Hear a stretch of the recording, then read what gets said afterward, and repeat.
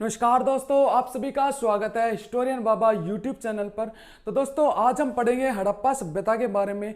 ये वीडियो का पार्ट 2 है। इससे पहले पार्ट 1 आ चुका है, अगर आपने नहीं देखा है तो लिंक डिस्क्रिप्शन में है। और इस वीडियो में हम बात करेंगे हड़प्पा सभ्यता के राजनीतिक जीवन के बारे में, सामाजिक, आर्थिक, धार्मिक जीवन के बारे में। इसके अलावा हम बात करेंगे कला के बारे में, लिपि के बारे में, और लास्ट में बात करेंगे हड़प्पा सभ्यता के पतन के बारे में। तो चलिए शुरू करते हैं।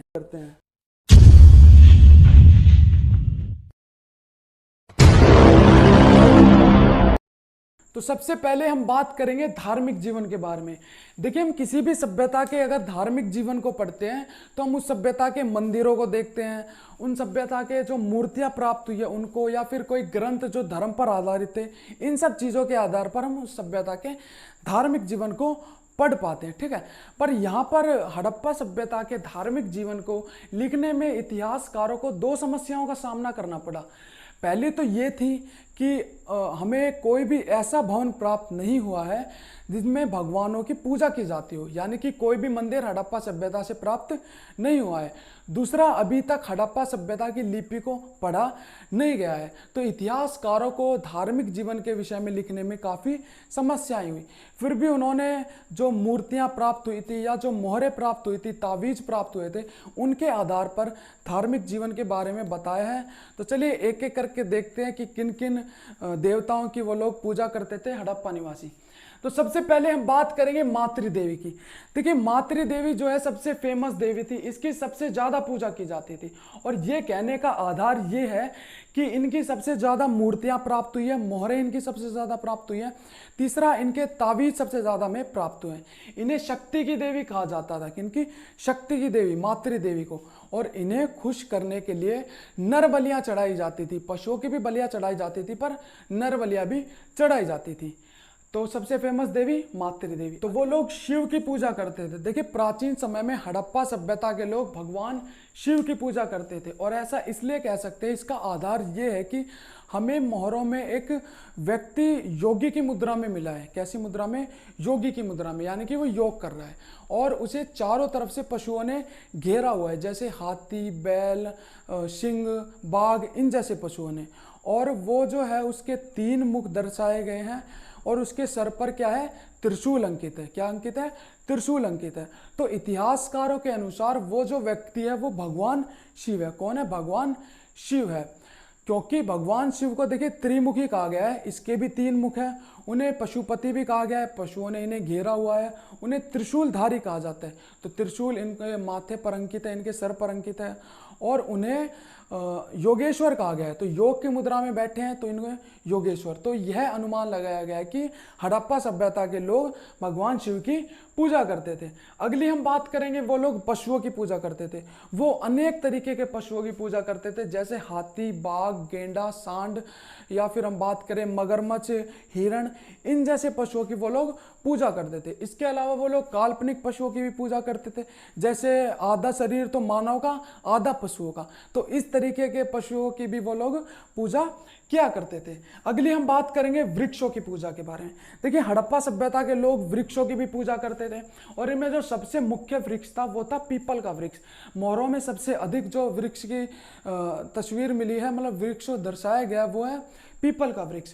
उसके बाद हम बात करेंगे सांपों के बारे में। देखिए, एक मोहर प्राप्त है जिस पर भगवान जो है उनके सर पर एक फन फैलाए सांप दर्शाया गया है। तो इसके आधार पर हम कह सकते हैं कि हड़प्पा के लोग सांपों की भी पूजा किया करते थे। अगली हम बात करेंगे सूर्य के बारे में। देखिए, एक मोहर प्राप्त है जिस पर स्वास्तिक चिन्ह और चक्र अंकित है, जो कि सूर्य का प्रतीक है। तो वो सूर्य की पूजा करते थे। इसके अलावा वो लोग जल की भी पूजा करते थे। देखिए, हम कह सकते हैं कि वो लोग प्राकृतिक चीज़ों की पूजा करते थे, प्राकृतिक शक्तियों को देवता मानकर उनकी पूजा किया करते थे। अगर आपसे कोई पूछे कि हड़प्पा सभ्यता के लोगों का जादू टोने में विश्वास था, तो बिल्कुल था। वो लोग जादू टोने में बहुत विश्वास रखते थे। जैसे वो मृत्यु के बाद के जीवन में विश्वास रखते थे, भूत प्रेतों में विश्वास रखते थे। इसका आधार ये है कि हमें बहुत सारी मात्रा में तावीज प्राप्त हुए हैं और जो कब्रें प्राप्त होती है उनके आसपास वो सामान रखा हुआ है जो कि उनका मानना था कि मृत्यु के बाद वो इसका इस्तेमाल करेंगे। तो ये उनके धार्मिक जीवन था, धार्मिक विचारधाराएं थी। तो अब बढ़ते हैं समाज की तरफ। तो अब हम बात करेंगे सामाजिक जीवन के बारे में। देखिए, किसी भी सभ्यता के समाज को पढ़ना बहुत आसान होता है क्योंकि हम आज के समाज से उसे कोरिलेट करके पढ़ सकते हैं। आज भी समाज जो है वर्गों में विभाजित है। हड़प्पा सभ्यता में भी था। उस समय 4 वर्गों में विभाजित था। वो थे, पहला शासक वर्ग, फिर धनी वर्ग, मध्यम वर्ग और निम्न वर्ग। ठीक है, इन 4 वर्गों में समाज जो है विभाजित था। ये समाज का वर्गीकरण हुआ। जो शासक वर्ग थे उनमें आते थे शासक और पुरोहित। धनी वर्ग में आ जाते थे अपने व्यापारी, योद्धा या फिर कारीगर।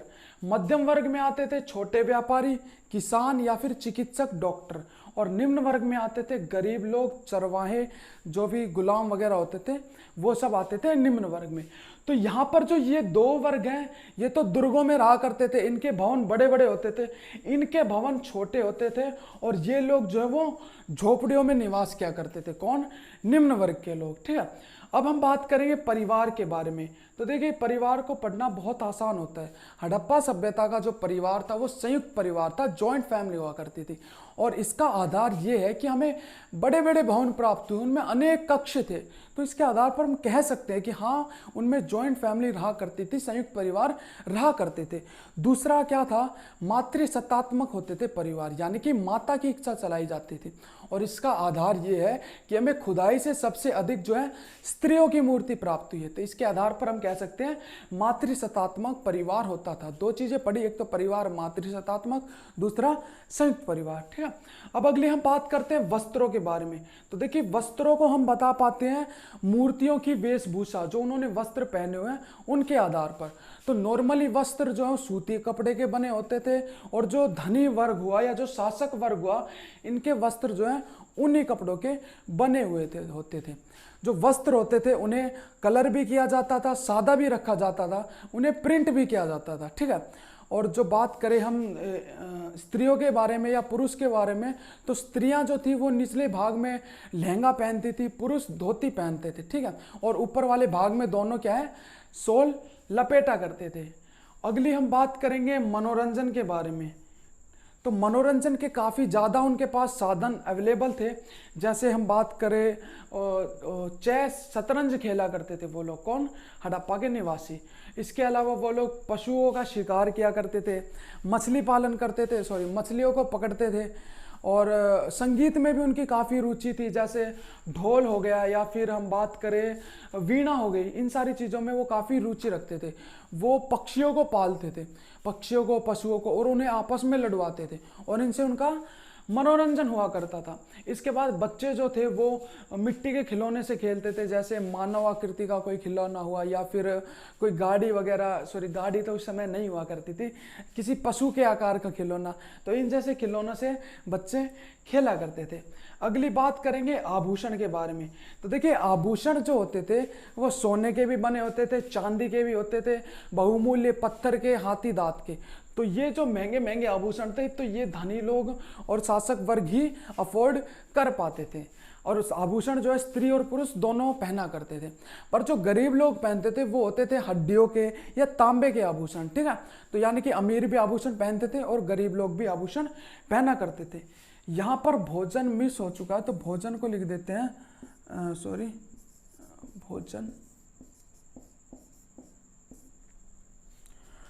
भोजन हड़प्पा सभ्यता के लोग दोनों प्रकार का करते थे। वो मांसाहारी भोजन भी करते थे और शाकाहारी भी भोजन भी करते थे।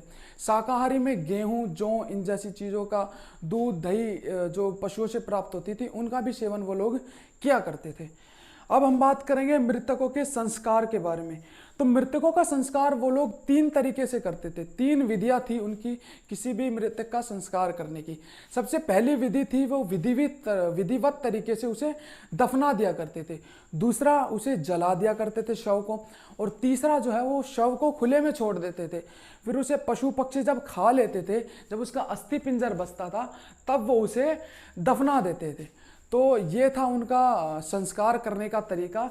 ये हमने देखा समाज के बारे में। अब बढ़ते हैं अर्थव्यवस्था के बारे में, देखते हैं आर्थिक जीवन उनका कैसा था। आर्थिक जीवन की बात करें, सबसे पहले यहाँ पर करेंगे हम कृषि की बात, क्योंकि कृषि जो था हड़प्पा सभ्यता के लोगों का प्रमुख व्यवसाय था। और ऐसा इसलिए था क्योंकि एक तो उन्हें जो सिंधु नदी थी और जो उनकी सहायक नदियां थी उनसे जल प्राप्त हो जाता था, और दूसरा ये नदियां अपने साथ उपजाऊ मिट्टी बहाकर लाती थी, जिनसे कि इनकी खेती में जो फसलें होती थी वो काफ़ी अच्छी हुआ करती थी।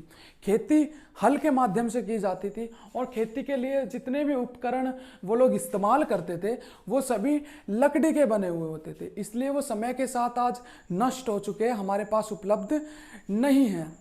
मुख्य फसल की बात करें तो वो थी गेहूं और जौ। इसके अलावा वो मटर या अनेक प्रकार की दालों का भी उत्पादन करते थे। कपास की बात करें तो विश्व विख्यात था, हड़प्पा सभ्यता अपने कपास के लिए पूरे विश्व में विख्यात थी, ठीक है, कपास के उत्पादन में। अब अगली हम बात करेंगे, जो ये लोग अनाज उत्पादित करते थे उन्हें शासन द्वारा स्टोर किया जाता था, ताकि भविष्य में कभी कोई आपदा आए तो इनका इस्तेमाल किया जा सके, और इन्हें भूमि कर के रूप में भी अनाज को लिया जाता था किसानों से, ठीक है। अब हम बात करेंगे, जो अनाज ये लोग उत्पादित करते थे उन्हें पीसने के लिए चक्कियां भी ये लोग इस्तेमाल किया करते थे।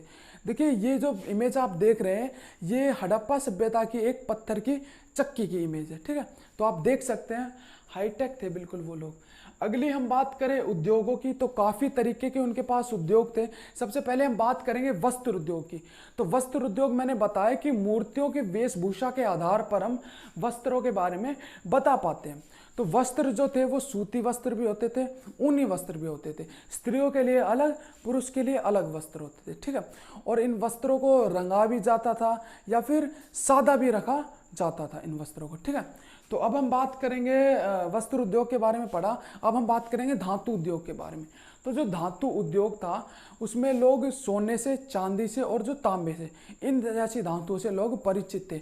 लोहे से वो लोग बिल्कुल परिचित नहीं थे, और वो इन धातुओं से अपने औजार, अपने हथियार या फिर कहें आभूषण, ऐसी चीज़ें वो लोग इन धातुओं से बनाया करते थे।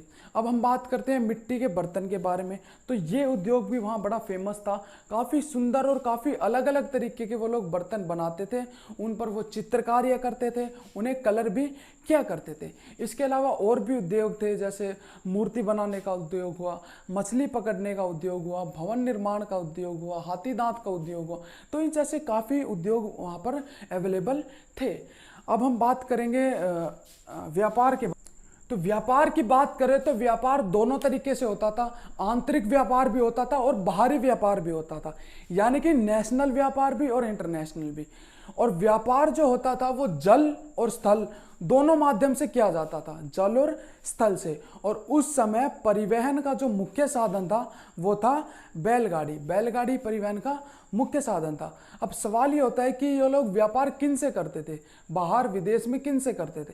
तो ये व्यापार करते थे सुमेर के साथ, मिस्र के साथ, मेसोपोटामिया के साथ, ईरान के साथ, सीरिया के साथ, अफगानिस्तान के साथ, इन जैसे देशों के साथ ये लोग व्यापार करते थे। और व्यापार किसका करते थे, तो ये लोग आयात तो करते थे सोने का, चांदी का, बहुमूल्य पत्थरों का और श्रृंगार की वस्तुओं का, ठीक है। और निर्यात करते थे सूती कपड़े का, बर्तन का, अनाज का, हाथी दांत का, इन जैसी चीज़ों का ये लोग निर्यात किया करते थे। तो ये था व्यापार। अगली हम बात करते हैं पशुपालन के बारे में। देखिए पशुपालन जो था वो हड़प्पा के लोगों का दूसरा प्रमुख व्यवसाय था। और पशुपालन के विषय में जानकारी हमें बर्तनों पे उपलब्ध चित्रों से और जो बच्चों के खिलौने थे उनके आधार पर हम पशुपालन के बारे में जानकारी प्राप्त कर सकते हैं। जो पशु होते थे उनसे मांस प्राप्त करने के लिए, उनसे दूध वगैरह प्राप्त करने के लिए या फिर उन्हें बोझ ढोने के लिए पशुओं का पालन किया जाता था, ठीक है। और जो पशु होते थे वो होते थे जैसे गाय, भैंस, भेड़, बकरी, सूअर, कुत्ता, इन जैसे पशुओं का वो लोग पालन करते थे, ठीक है। अब हम बात करेंगे माप तोल के बारे में। तो ये काफ़ी इंपॉर्टेंट हो जाता है क्योंकि हमें हड़प्पा सभ्यता से काफ़ी ज़्यादा संख्या में बाट प्राप्त हुए हैं, ठीक है, बाट। और इस अनुपात में हमें बाट प्राप्त हुए हैं और इसमें कुछ कुछ बाट तो इतने भारी है, इतने वजनदार है, इन्हें बिल्कुल किसी रस्सी के माध्यम से ही उठाना संभव हो पाता होगा, ठीक है। और हम बात करें तो हमें यहाँ से तराजू भी प्राप्त हुए हैं जिन पर वो लोग अपनी वस्तुओं का भार करते होंगे, ठीक है। तो ये था आर्थिक जीवन। इसके बाद बढ़ते हैं राजनीतिक जीवन की तरफ। अब बात करते हैं राजनीतिक जीवन के बारे में। तो देखिए इस विषय में बताना काफ़ी कठिन है, क्योंकि अभी तक हड़प्पा की जो लिपि है उसे पढ़ा नहीं गया है, और इस राजनीति के विषय में इतिहासकारों में काफ़ी मतभेद रहते हैं। जैसे हम बात करें प्रशासनिक व्यवस्था की, तो इसमें कुछ इतिहासकारों का कहना है कि हड़प्पा सभ्यता में जनतांत्रिक व्यवस्था थी, कुछ का मानना यह है धर्म पर आधारित थी। यानी कि कुछ भी स्पष्ट रूप से नहीं कहा जा सकता। पर यहाँ देखने योग्य बात यह है कि हड़प्पा सभ्यता में राजनीतिक एकता देखने को मिलती है, सांस्कृतिक एकता देखने को मिलती है। जैसे हम बात करें भवनों के निर्माण के बारे में, या सड़कों के बारे में, या नालियों के बारे में, तो ये पूरी तरीके से समान है हर जगह पर। हड़प्पा इतना बड़ा है, कंप्लीट में बिल्कुल समान है, एक जैसी देखने को मिलती है। और ये चीज़ किसकी तरफ इशारा करती है? ये इशारा करती है केंद्रीय शक्ति की तरफ, राजनीतिक एकता की तरफ। ठीक है, तो अब बात करते हैं गवर्नमेंट की आय के और व्यय के बारे में। तो देखिए जो आय होती थी वो भूमि कर के द्वारा की जाती थी, भू राजस्व के रूप में लिया जाता था जो कि, और इसे व्यय किया जाता था सड़कों के निर्माण में, या फिर हम कहें नालियों की साफ सफाई में। तो इन चीज़ों में इन्हें व्यय किया जाता था। तो चलिए आगे बात करते हैं कला के बारे में। तो अब हम बात करेंगे कला के बारे में। इसमें सबसे पहले हम बात करेंगे मूर्ति कला के बारे में। तो जो हड़प्पा सभ्यता के शिल्पकार थे वो बहुत ही सुंदर और बिल्कुल सजीव मूर्तियां बनाया करते थे उस समय में। ठीक है, और ये मूर्ति बनाते किस चीज़ की थे? एक तो पत्थर की मूर्ति बनाते थे, दूसरा बनाते थे धातु की मूर्तियाँ, तीसरा बनाते थे टेराकोटा की मूर्तियाँ, यानी कि पकी हुई मिट्टी की मूर्ति बनाते थे। तो सबसे पहले हम बात करेंगे पत्थर की मूर्ति की। इसमें जो सबसे फेमस मूर्ति है वो ये है, आपने इसे देखा भी होगा। ये जो मूर्ति है ये हमें मोहनजोदड़ो से प्राप्त हुई है। कहाँ से? मोहनजोदड़ो से। तो इस मूर्ति के विषय में बताने के लिए कहूँ तो आप बताएंगे कि इस व्यक्ति ने जो है एक शॉल पहना हुआ है, शॉल लपेटा हुआ है अपने ऊपरी भाग पर, और जिस पर प्रिंटिंग की गई है। ठीक है, और इसकी आंखें बड़ी बड़ी हैं जिसको इन्होंने आधा खोल रखा है। ठीक है, और ये जो व्यक्ति है या तो ये कोई पुरोहित है या फिर कोई शासक है, क्योंकि जो गरीब व्यक्ति थे वो ऐसे जो वस्त्र हैं वो अफोर्ड नहीं कर सकते थे। ठीक है, तो अगली हम बात करेंगे मूर्ति की। ये मूर्ति लाल पत्थर से बनाई गई है, और ये जो मूर्ति है वो हड़प्पा से प्राप्त हुई है। कहाँ से? हड़प्पा से। इससे पहले जो मूर्ति थी वो सफ़ेद पत्थर से निर्मित थी, और ये मूर्ति लाल पत्थर से। ये मूर्ति हमें प्राप्त हुई है हड़प्पा से। ठीक है, और इस मूर्ति की खास बात क्या है कि इसके सभी हिस्सों को अलग अलग बनाया गया और बाद में इसे जोड़ दिया गया। ठीक है, तो अब बात करते हैं धातु की मूर्ति के बारे में। तो धातु की मूर्ति में सबसे फेमस ये मूर्ति है नर्तकी की। ये हमें मोहनजोदड़ो से प्राप्त हुई है, और ये फिलहाल दिल्ली म्यूजियम में रखी है। आप जाकर इसे देख सकते हैं नेशनल म्यूजियम के अंदर। ठीक है, तो इस मूर्ति की बात करें तो इसमें जो नर्तकी है इसका एक हाथ अपनी कमर पर है, और दूसरे हाथ में इसने काफ़ी ज़्यादा चूड़ियाँ पहनी हुई है। इसके गले में हार है, और इसके जो बाल हैं उन्हें घुंघराला दर्शाया गया है। तो देखिए कितनी सुंदर मूर्ति है ये। हड़प्पा सभ्यता उतने पुराने समय में इसका निर्माण किया गया था। अगली हम बात करेंगे टेराकोटा, यानी कि मिट्टी से निर्मित मूर्तियों की। तो ये मूर्तियां भी काफ़ी सुंदर थी, आप देख सकते हैं। और जो ये मूर्तियां थी इनमें मेनली मातृ देवी की या फिर नर्तकियों की मूर्तियां बनाई जाती थी। तो देखिए कितनी सुंदर मूर्तियां हैं। इसके बाद हम बात करेंगे मिट्टी के बर्तन के बारे में। तो ये मिट्टी के बर्तन काफ़ी फेमस थे, इनका निर्यात भी किया जाता था दूसरे देशों में। और जो ये बर्तन थे ये अलग अलग रंग से रंगे जाते थे, इन पर चित्रकारियाँ की जाती थी। तो मिट्टी के बर्तन भी काफ़ी सुंदर थी इनकी कला। ठीक है, अगली बात करते हैं भवन निर्माण कला। ये मैं पिछली वीडियो में बता चुका हूँ, लिंक डिस्क्रिप्शन में आप देख सकते हैं। फिर बात करते हैं चित्रकला के बारे में। तो देखिए चित्र ये दो प्रकार के बनाते थे, एक तो रेखा चित्र और दूसरा बनाते थे प्राकृतिक चित्रण। प्राकृतिक चित्रण में ये लोग प्रकृति को चित्रित करते थे, जैसे अपना पेड़ पौधे फल वगैरह इन चीज़ों का ये लोग चित्र बनाया करते थे। अब बात करते हैं लिपि के बारे में। देखिए जो हड़प्पा सभ्यता की लिपि थी वो चित्रमय लिपि थी। कैसी लिपि थी? चित्रमय लिपि थी। और इस लिपि को अभी तक पढ़ा नहीं गया है। और इसके वर्णों की संख्या कितनी थी? 400 थी। इसके वर्णों की संख्या 400 थी। इसे दाएं से बाएं भी लिखा जाता था और कहीं कहीं इसे बाएं से दाएं भी लिखा जाता था। ठीक है, तो अब बात करते हैं मोहरों के बारे में। तो देखिए मोहरें हमें काफ़ी ज़्यादा संख्या में प्राप्त हुई है। जैसे अकेले मोहनजोदड़ो से 120 मोहरें प्राप्त हुई हैं और ये मोहरें इतिहास लिखने में बहुत सहायक सिद्ध हुई है। ठीक है, इन मोहरों के आधार पर इतिहासकारों को बहुत ज़्यादा हेल्प हुई है इतिहास लिखने में। और ये मोहरें हड़प्पा सभ्यता की कला को प्रदर्शित करती हैं और इनका इस्तेमाल जो किया जाता था वो व्यापारिक सुरक्षा के लिए किया जाता। अब बात करते हैं पतन के बारे में। देखिए, इतिहासकारों में हड़प्पा सभ्यता के पतन को लेकर मतभेद है। इसमें जो सबसे सही मत माना जाता है वो बाढ़ को माना जाता है, क्योंकि बाढ़ के कारण यहाँ के लोगों ने किसी दूसरी जगह पर पलायन कर लिया था, क्योंकि सिंधु नदी में प्रतिवर्ष बाढ़ आया करती थी, जिससे कृषि की काफ़ी हानि होती थी। यातायात का पूरा सिस्टम खराब हो जाने के कारण व्यापार में भी हानि होती थी, जिससे परेशान होकर यहाँ के लोगों ने कहीं दूर पलायन कर लिया। इसके अलावा जो अन्य कारण इतिहासकार बताते हैं वो मानते हैं अग्नि को, भूकंप को, महामारी को, या हम बात करें बदलते जलवायु को, आर्यों के आक्रमण को। तो ये सारे कारण हड़प्पा सभ्यता के पतन के माने जाते हैं। तो आई होप आपको समझ में आया होगा। तो आपको मिलते हैं नेक्स्ट वीडियो में, तब तक के लिए bye, thank you so much.